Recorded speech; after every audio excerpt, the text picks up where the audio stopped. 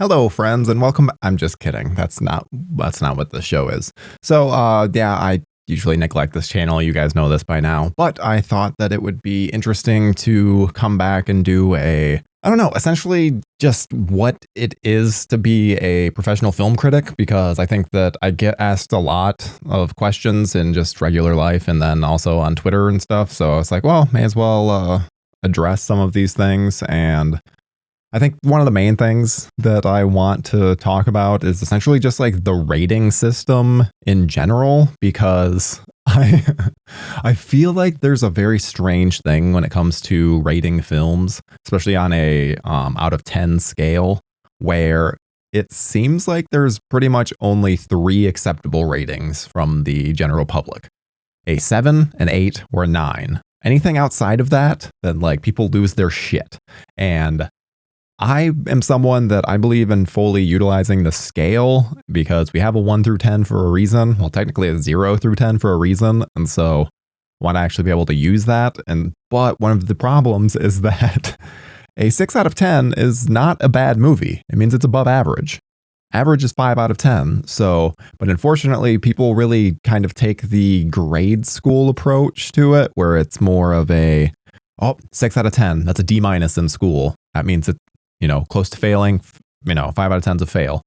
That's not the case. Also, you can have a 4 out of 10 or even a 3 out of 10 that's still entertaining and you can get some value out of. It just might mean that the acting is really bad, the story is really bad, the effects are really bad, everything. Like, there could just be all these bad elements that can still make up for a good and fun film. So that can be a little, I don't know, I guess frustrating, just because I think the main thing is that I don't want people to see like a 6 out of 10 and immediately dismiss a film, because that's not how it should be. A dismissal should be like a, 0 out of 10, a 1 out of 10. But that's not really the case. It seems to be anything under a 7 kind of gets dismissed, which I don't think is fully fair.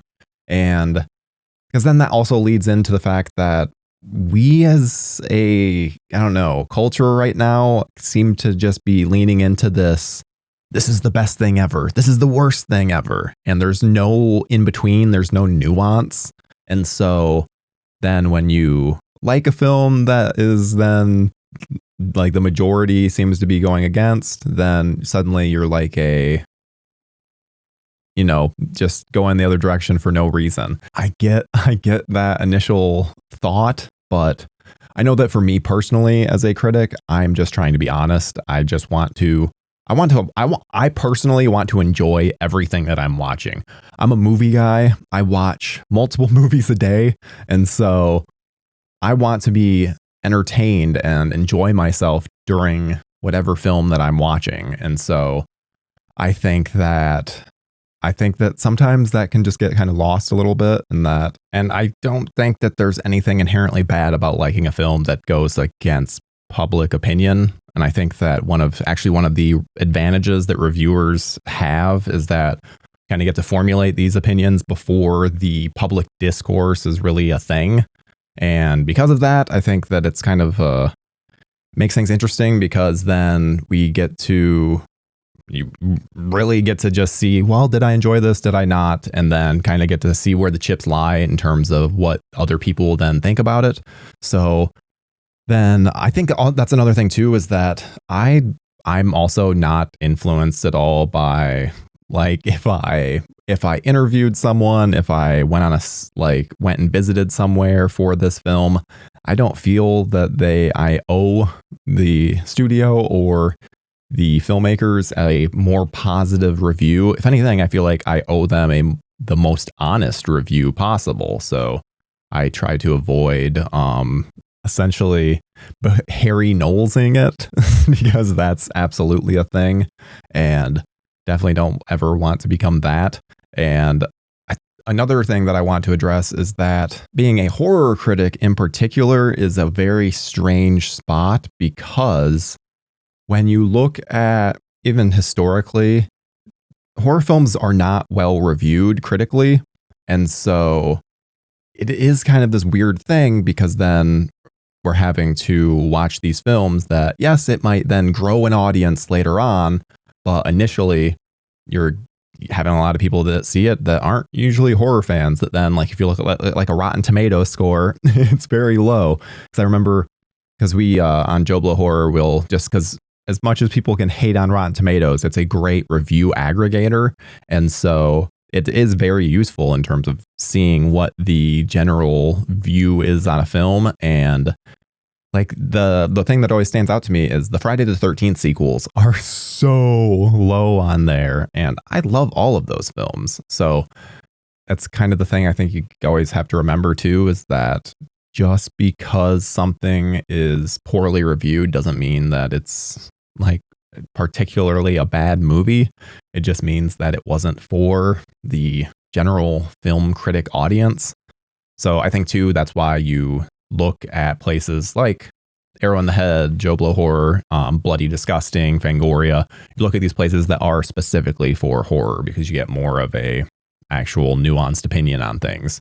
I think that too is going back to the whole, this is the best, this is the worst thing that's going on. It's just like more recently, Evil Dead Rise. I enjoyed the film. I gave it a 7 out of 10. I didn't like officially review it for Joe Blow, but I gave it a 7 out of 10 on Modern Horror. And holy shit, you would have thought that I had gave it a 4, just because, especially at the time, it's like all these people are like, oh, this is the best. This is amazing.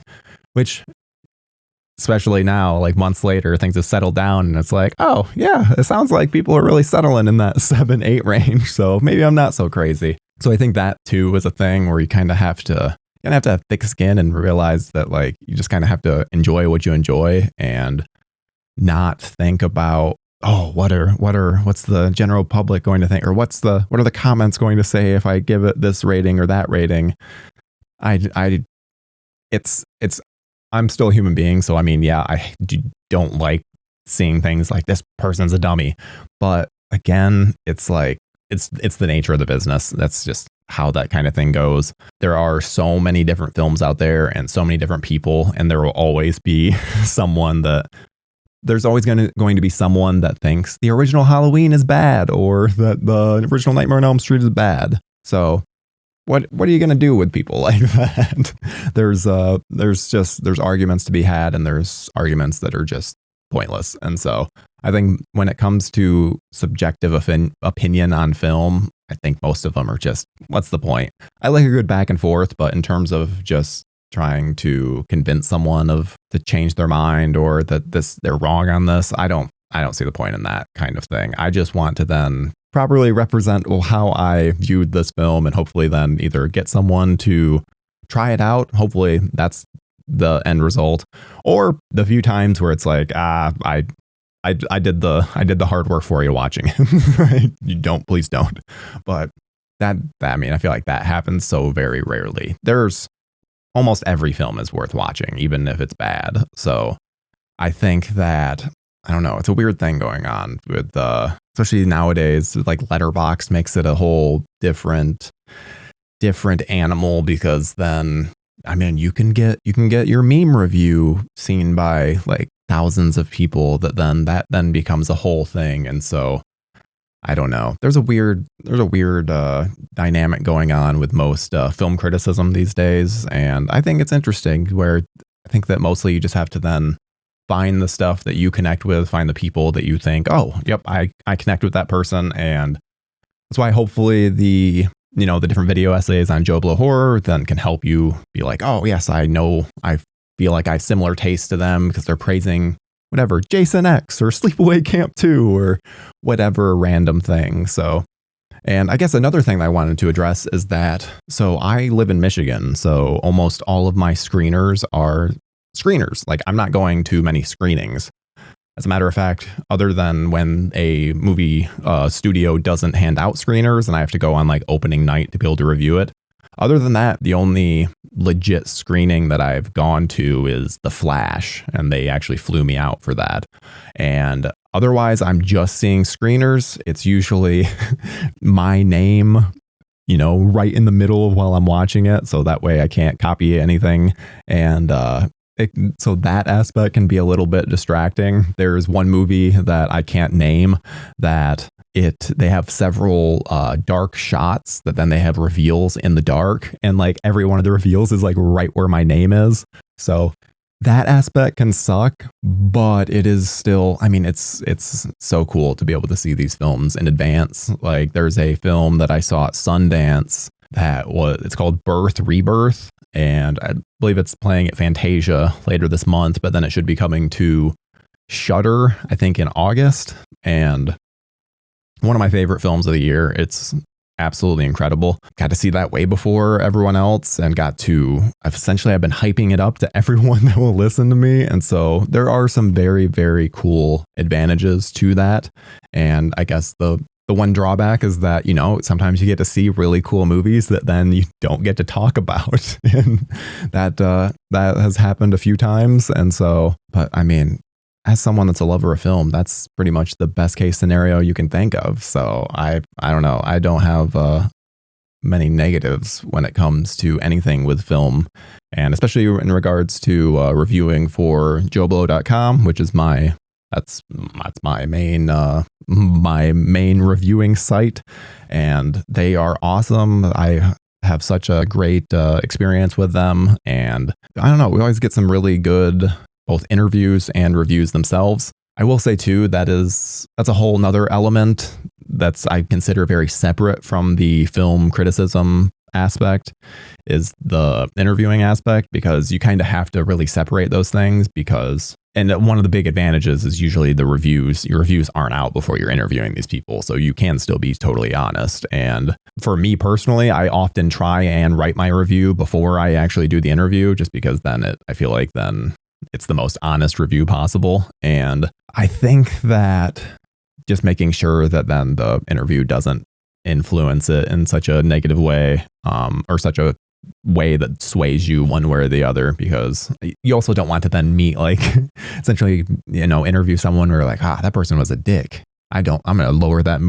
No, the movie is the movie. Just the movie, just like the movie's getting reviewed. Fantasia is also at the end of this month, so I will be doing a ton of reviews. It'll be very fun.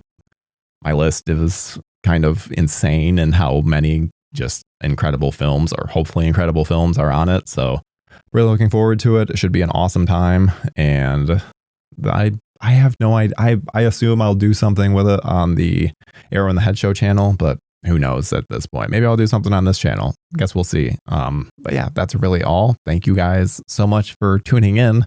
I'll see you guys in another 6 months. Bye bye.